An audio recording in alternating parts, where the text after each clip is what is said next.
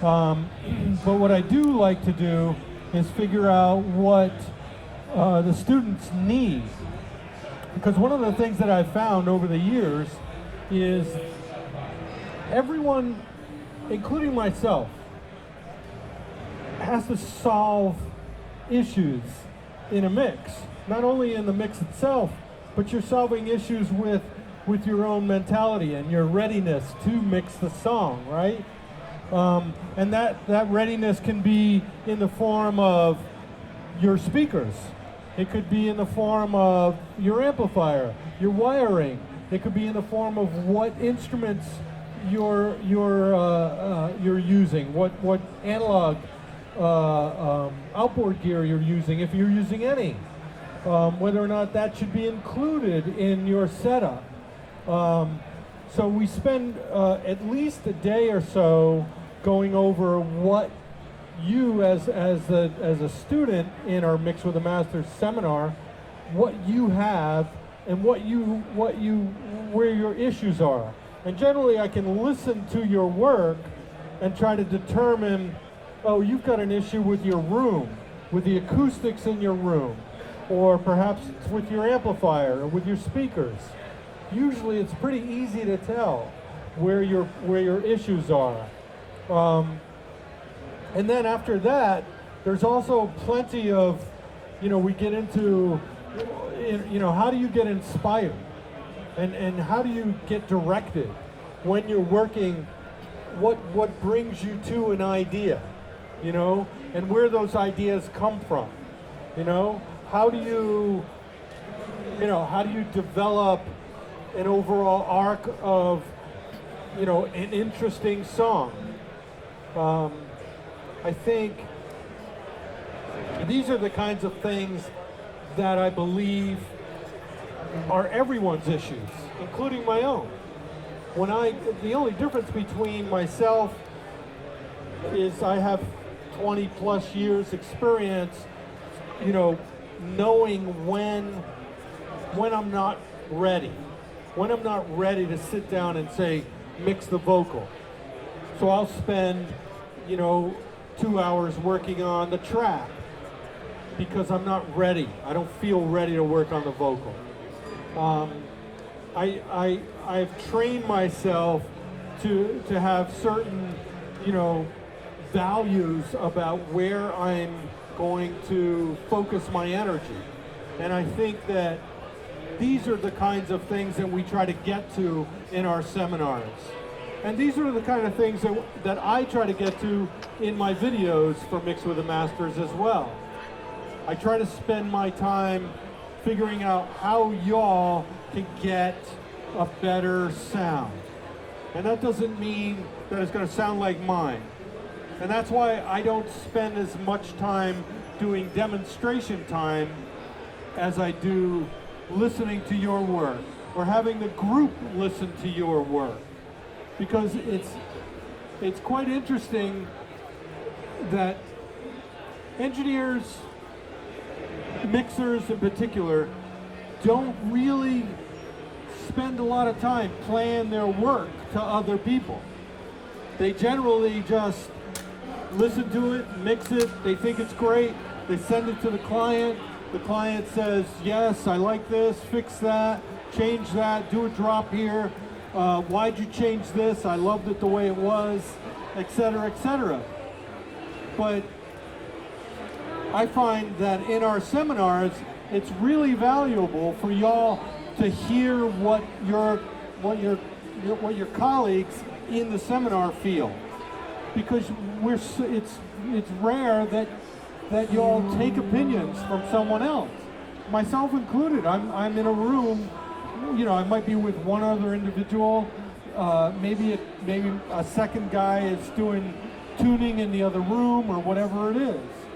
But I really appreciate outside opinions now, and I play my work for everyone in my life because I want to hear how it impacts them. I'm not looking to hear what they think about my kick drum. That's not what I'm interested. I'm interested to know if they feel what I'm trying to get across in the work that I'm doing, right? When you're working, I don't know, at what stage y'all are at. You all look like you're in various stages from beginner to, complete professional. And I think you've got a lot of, as I said, it doesn't matter what stage you're at. I feel that we don't take opinions about it, the impact of our work from enough people. We spend most of our time by ourselves. So I really try to train people to understand and interpret other people's opinions about their work. Because that gets into something else which is really important, which is how do your clients phrase their comments to you? And how do you interpret those comments, right? Interpreting your client's comments, trust me, I'm a pro at that. That's what I'm a pro at. Mixing, that shit is a moving target, right? You're always trying to figure out what the coolest mix, what the best kick, what the best vocal sound, all of that, that's a moving target.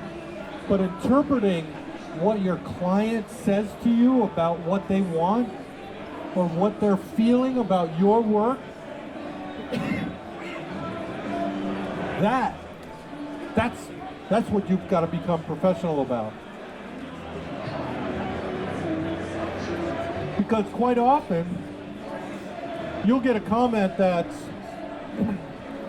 raise the vocal in the bridge. But as an engineer, I know that it might not be about level of the vocal. It might be the impact that the vocal is having on the listener at the entrance of the bridge, or maybe it's, leading out of the bridge into the last chorus, whatever it happens to be. And sometimes that means I've got to not raise the vocal, it might mean just re-EQing the guitar that's underneath the vocal, right? So this is what we try to get to when we're in our seminars. And we're trying to figure out how to interpret what your artist, what your client is telling you.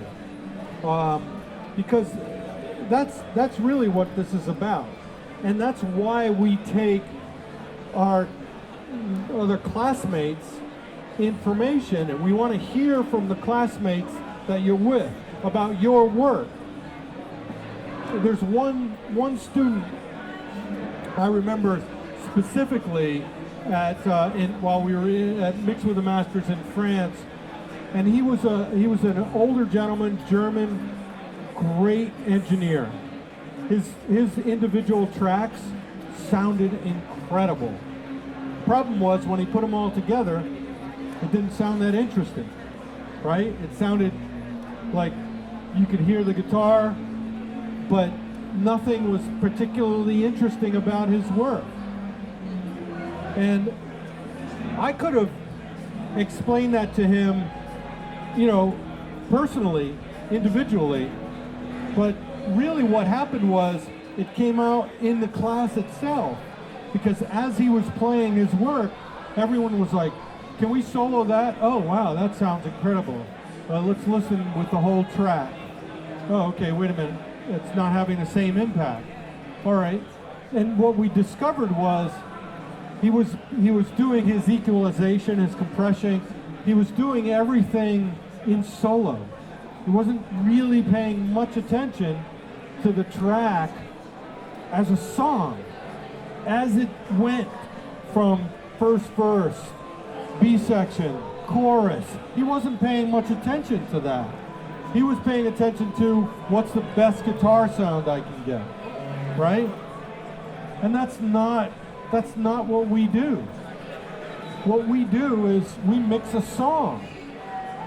And for the most part, your clients, your artists, they're listening to their work. They've been working on it for a year. I just finished a record where they've been working on it for 4 years. So my artist had been listening to the song for 4 years. She knows intimately what she feels about this song. So I have to pay very close attention to emotionally what that reference mix is doing, right? I have to pay very close attention to emotionally what her vocal is portraying, right? Because quite often, as an engineer, you're just listening to how it sounds. You know, does it sound good? And as you will find out in my seminars, it's not about what sounds good. It's about what impacts you the most. What has the correct effect on you the most. That's what it's about. And that's what we get into in my seminars, both the video seminar and the live seminar in France. How many of you here are engineers? Most, right? Okay. How many artists? Oh, okay, that figures. And how many producers? Right. So you all want to do everything. It seems to be the case these days. Everybody wants to do everything, right? Nobody is willing to hand it off, right? How many of you do your own mastering? Okay, those are the people I hate the most. I have to tell you, I can't say enough how important it is. I mean, the beginning of what I just talked about was make sure you let other people listen. Well, there's also let other people touch, right? Let other people touch. You know, one of the first things that I did when I started out producing, because I kept getting hired to produce and engineer. But what I started doing when I first started producing was I just sat on the couch. And if I was working with an artist or with a co-producer, they were always like, well, aren't you gonna, EQ the vocal, or aren't you gonna do something to the drums? And I was like, no, I'm in the right spot to listen as an audience member. And that's what as a producer, that's what you're hired to do, is sit in a place where you just listen. You're not tweaking, right?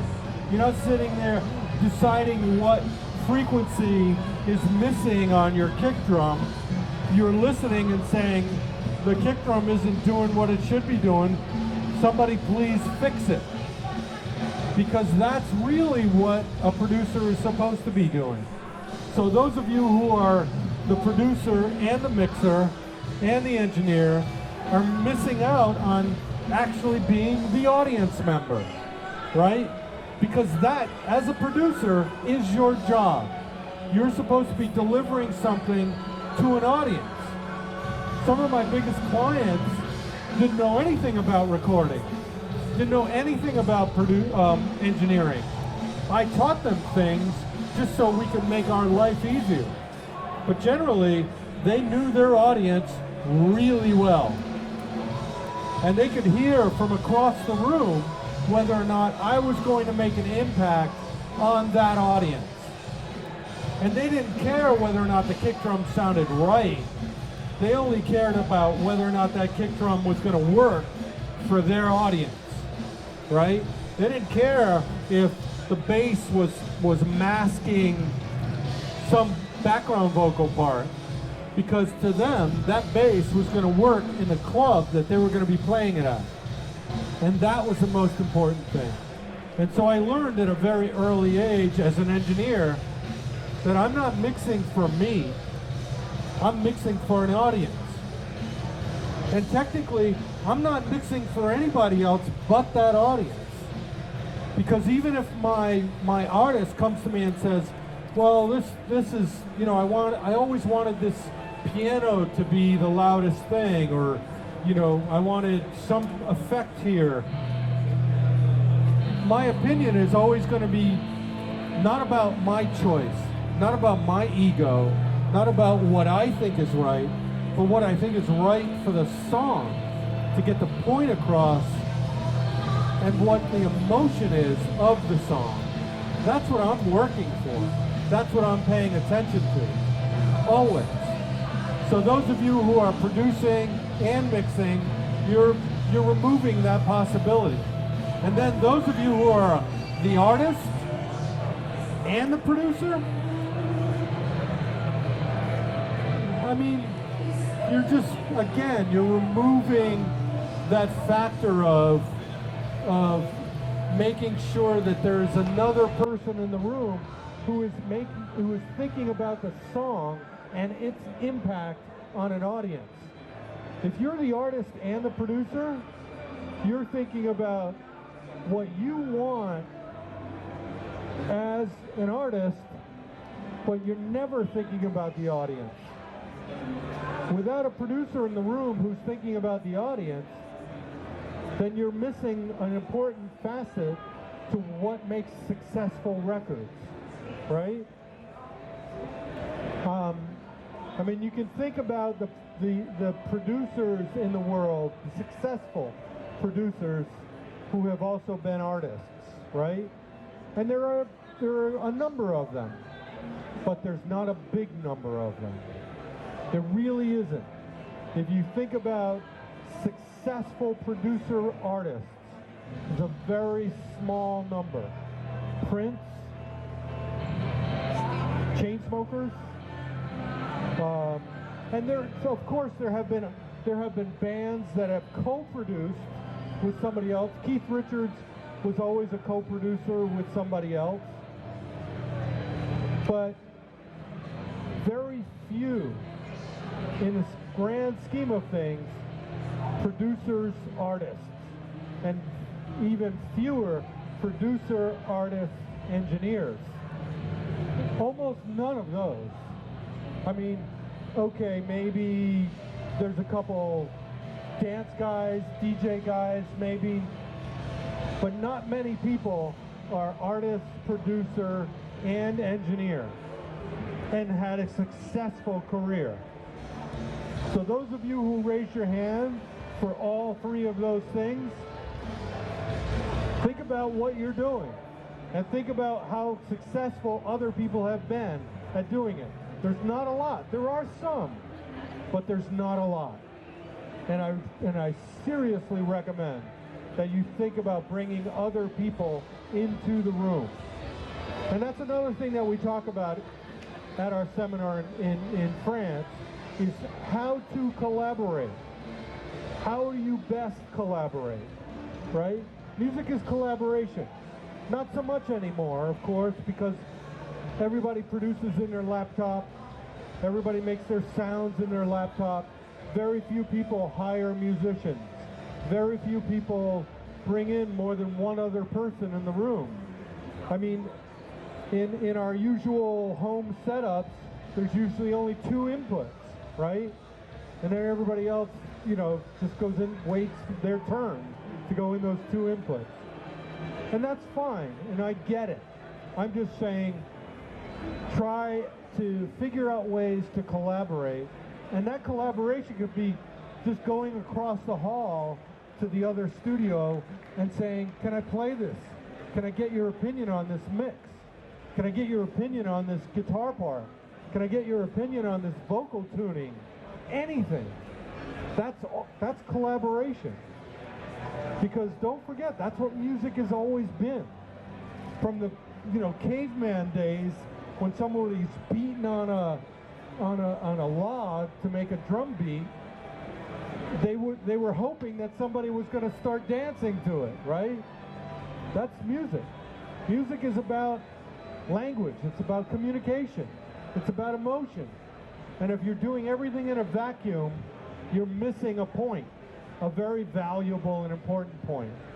So I recommend, and this is one of the things that we work on in France, is getting y'all to learn how to communicate your ideas. Because all too often, even the person who is trying to give criticism, constructive criticism, is focused on the wrong things. They're focused on, if you talk to an engineer, they're focused on the EQ of the vocal, or the kick drum or the bass. But if you talk to your 12-year-old daughter, she's just going to say, I like it or I don't like it. She's not going to have any opinion about the vocal level. She's not going to have any opinion about the kick drum. She doesn't even know what a kick drum is. And she doesn't care. She's going to say, I like it or I don't like it. Because that's based on what she listens to. And so it's really important for us as music makers to start learning how to listen as a as an audience member, right? Very, very important for us to do that. And that's another thing that we go into in our seminars, is how do you sit back and listen as an audience member? Because all too often, I can think of so many times I played my mix for a friend who's a producer, and I swear to God, the first thing out of his mouth or her mouth when the song stops is, oh, the tuning on the vocal in the second B section is off. I swear to God, every single time, every time. And the first thing out of my mouth is, I don't give a fuck, because I don't. If the tuning is off, then it's off for a reason, hopefully, right? I don't need to be told when the tuning is off. I can hear when the tuning is off. What I'm interested in is it impactful?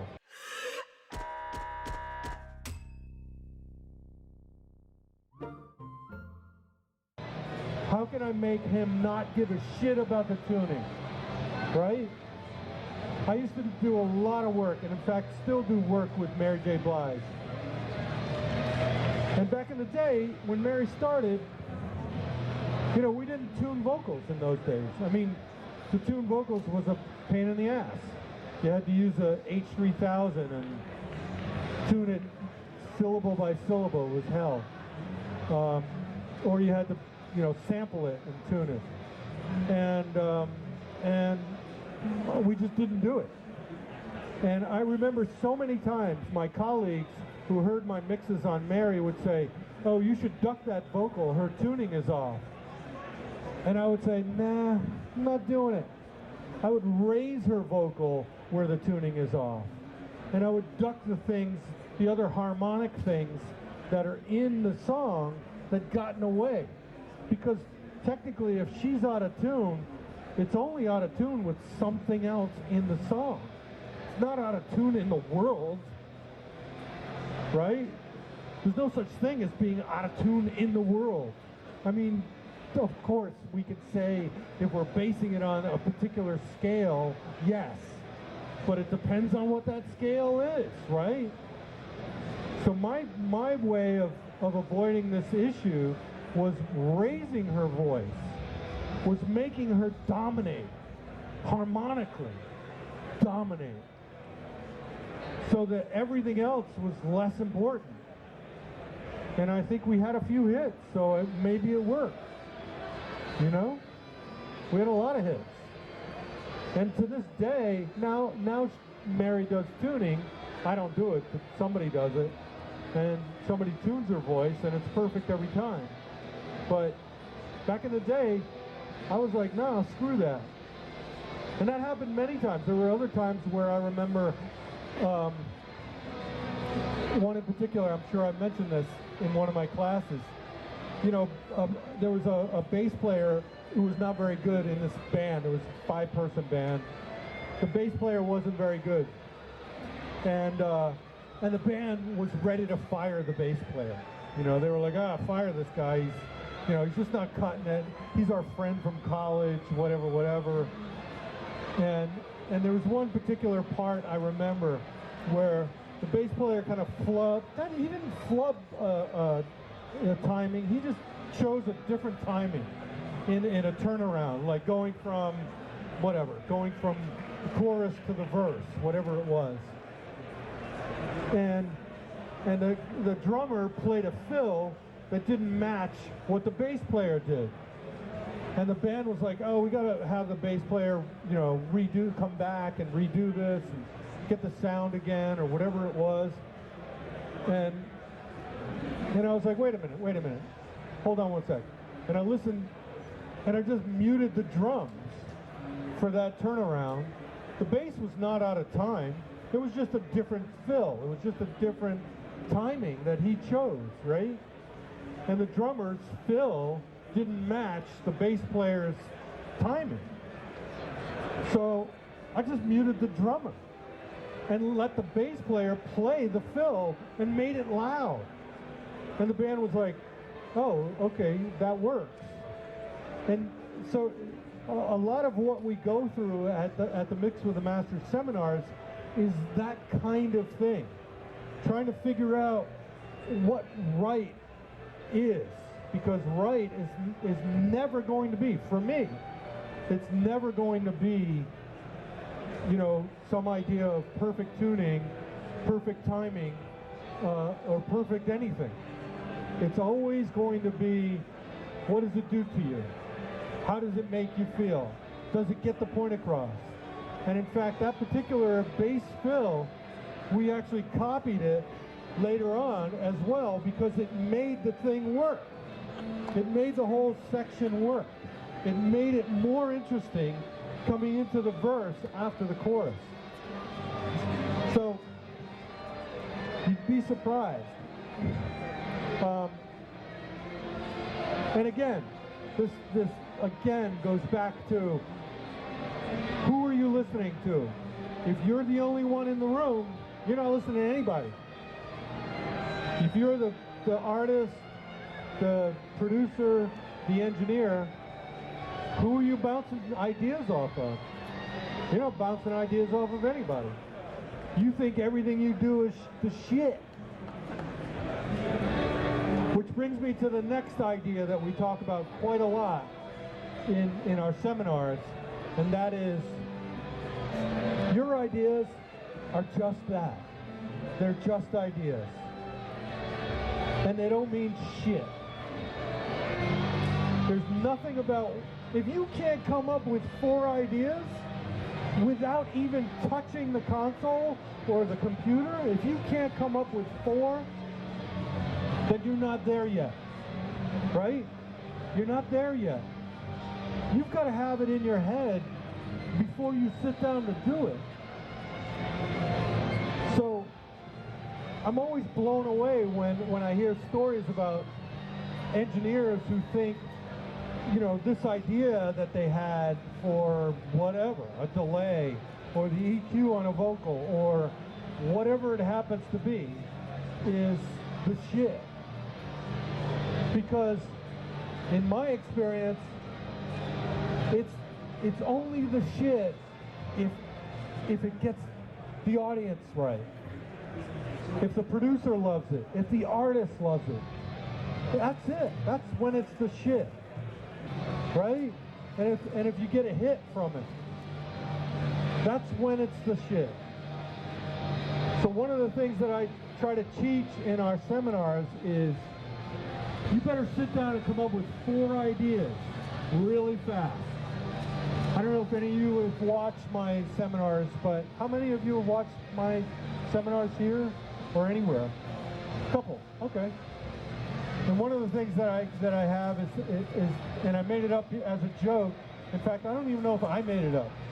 I think some of the guys on my team made it up. And we call it the 10-minute rule.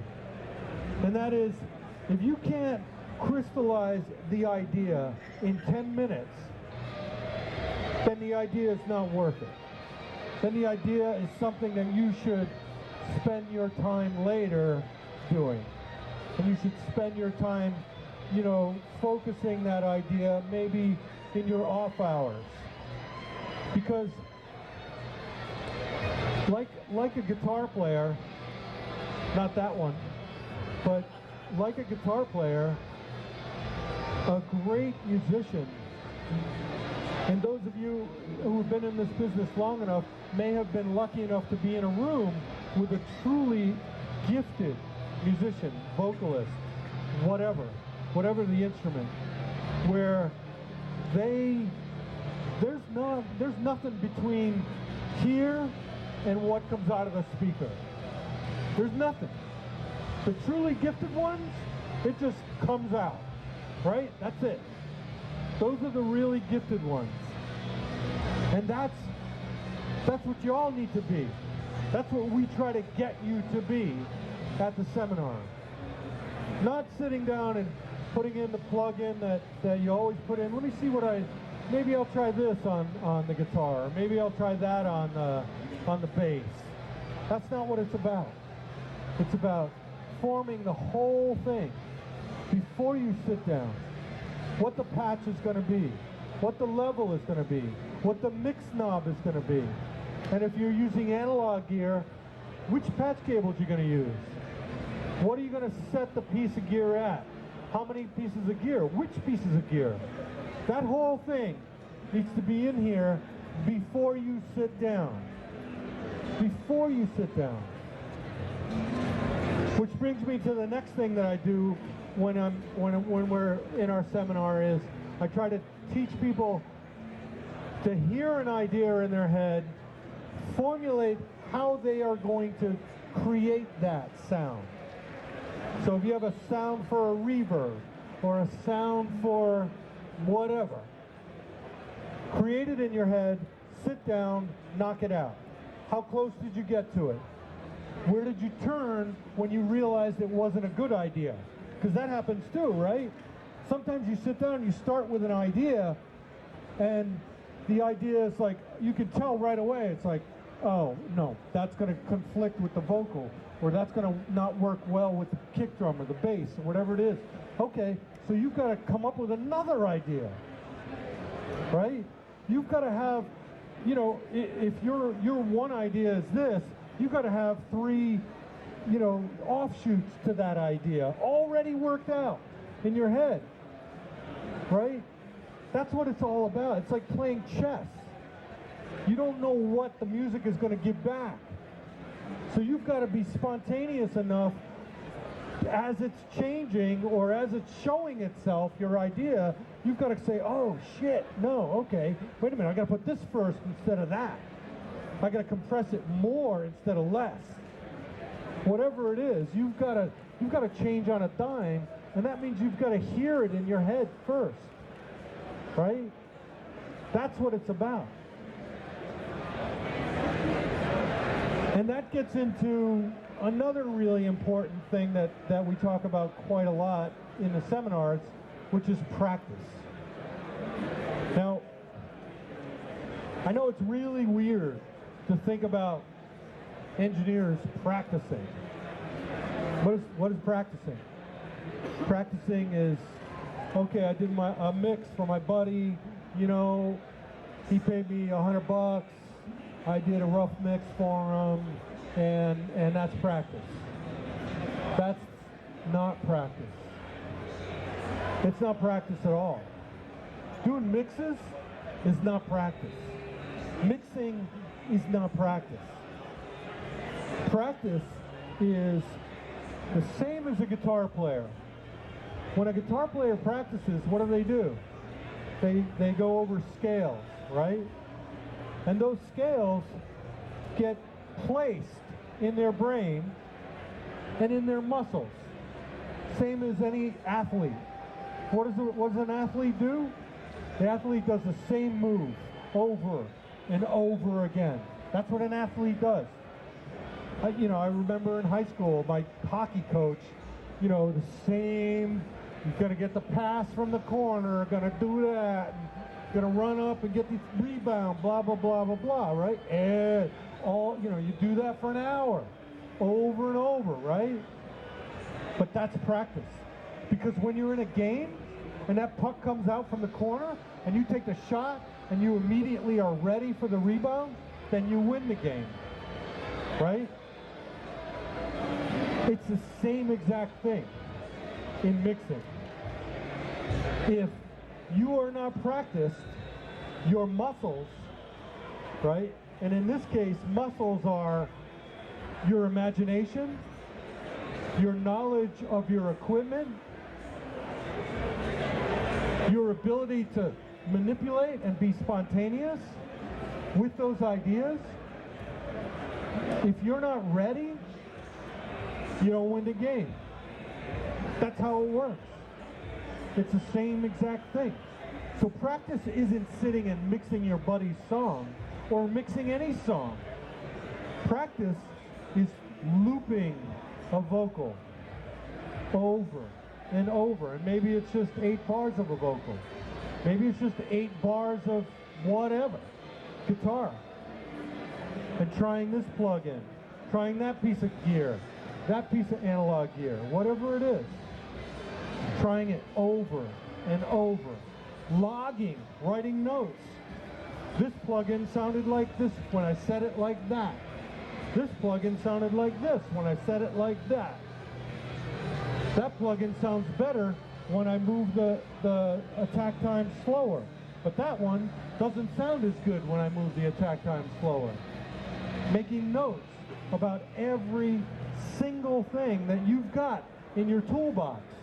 If all you've got is one manufacturer of plugins, you can still mix a hit song. I guarantee it. It's no problem.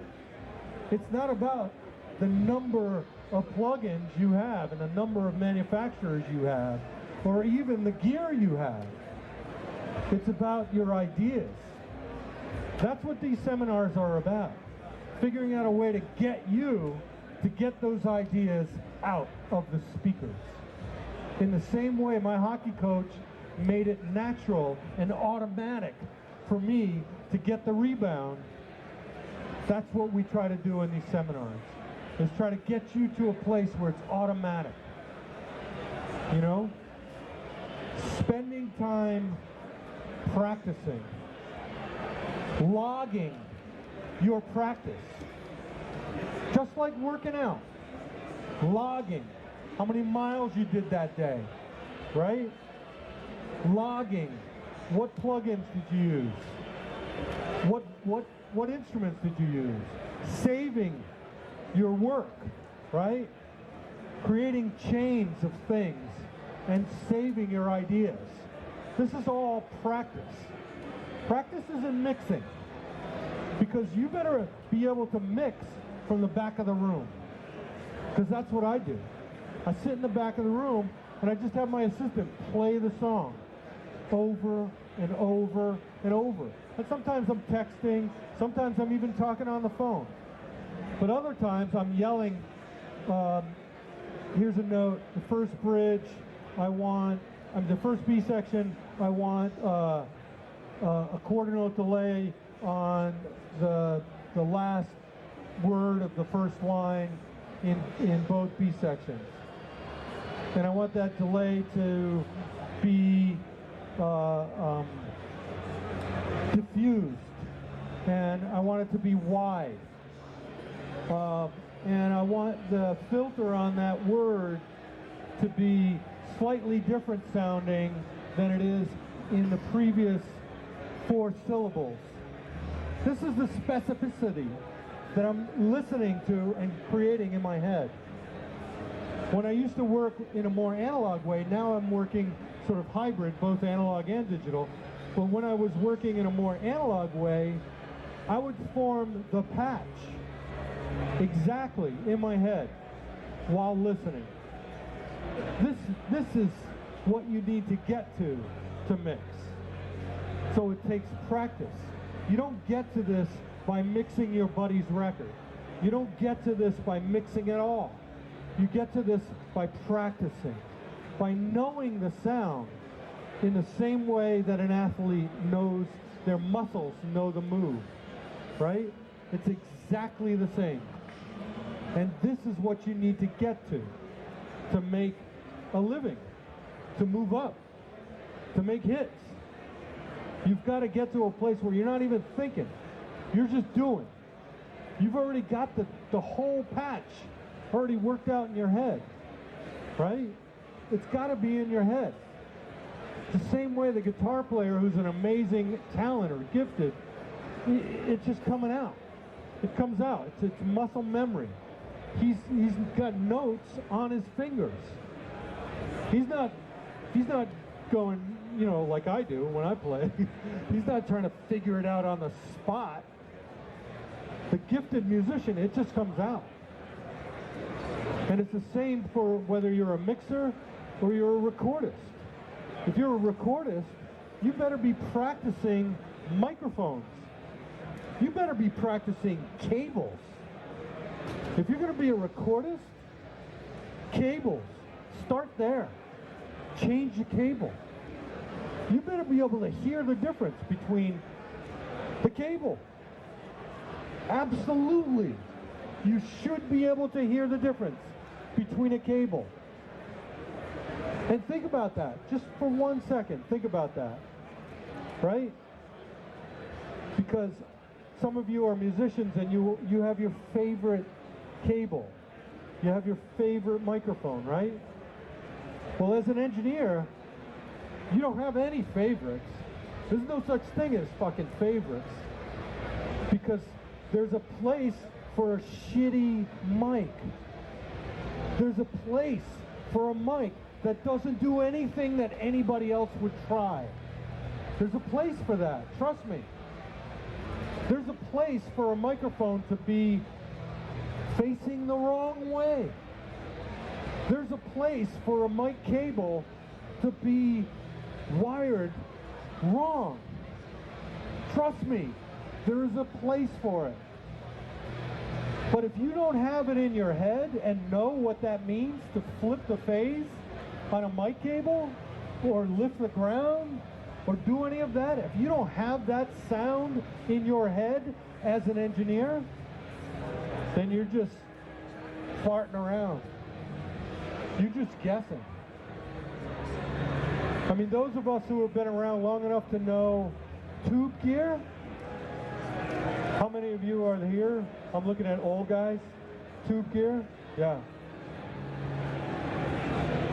And then when you went into a studio, you would know when they changed the tubes, right? You would know. I'd plug into an LA2A. If they had 3 LA2As, I'd plug into all of them and listen to the vocal on all of them because I could tell when they changed the tubes. And sometimes I'll put a piece of tape on it and say, Maserati says, do not change the tubes until he comes back and finishes this song. I don't know about the rest of y'all, but I would do that all the time. I had boxes of tubes with the words, great for Mary J.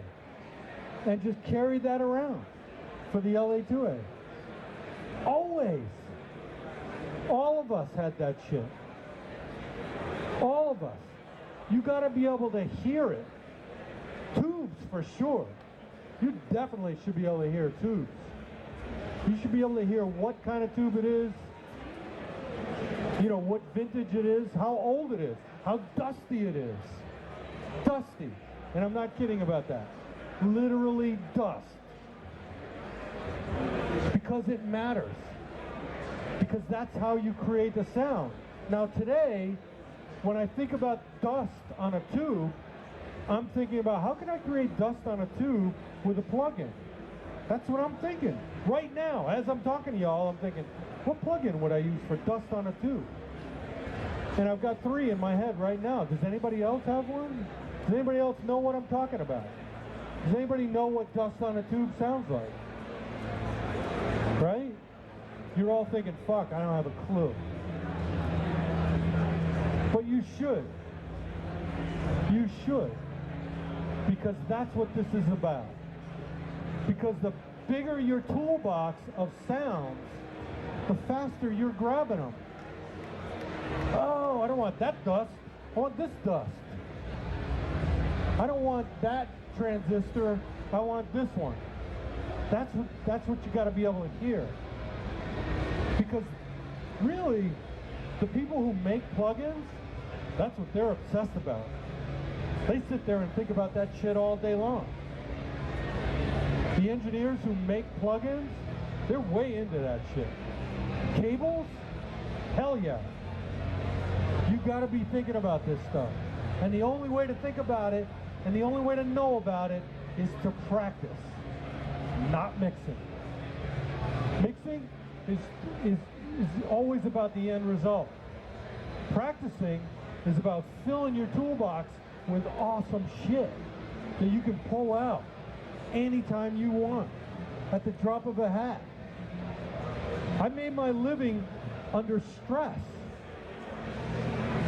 When you're under stress and somebody wants something, trust me, it's awesome when you deliver that thing in 3 minutes.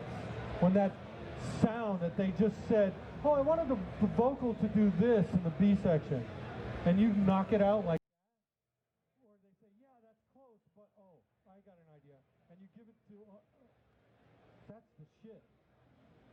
And to be able to do that, you got to practice. You got to have all those things up here.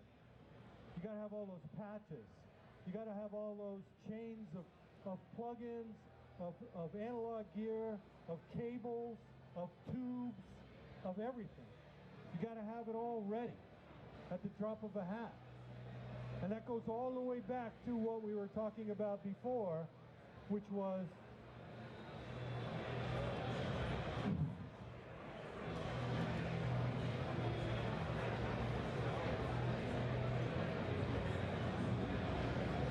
thinking your idea was the shit. Right? Remember I said it? You got one idea and you think that's the shit? You're never gonna fucking make it. Never. I don't care. Because that one idea better be great every single time. And you know what? It's statistically impossible. It's never gonna be great every time. You've got to have 4 ideas, minimum.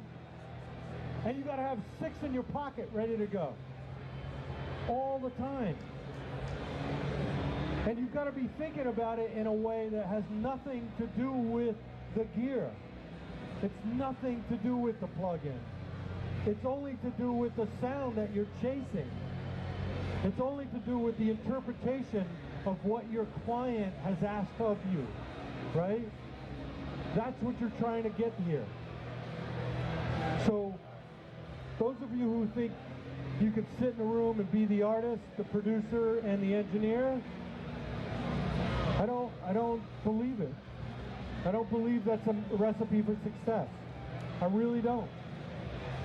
I think you've got to realize that ideas come from, like I said, your 12-year-old daughter saying, I don't know, I just don't like it. You've got to come up with a new idea to make her like it. If she's your audience, right? That's what it's about. It's about winning that audience over. And I'll do anything I have to do to make that happen. Always. Always. And sure, I'm trying to make myself happy as well. You know, I want to be impacted by it. But of course, I'm always thinking about the audience.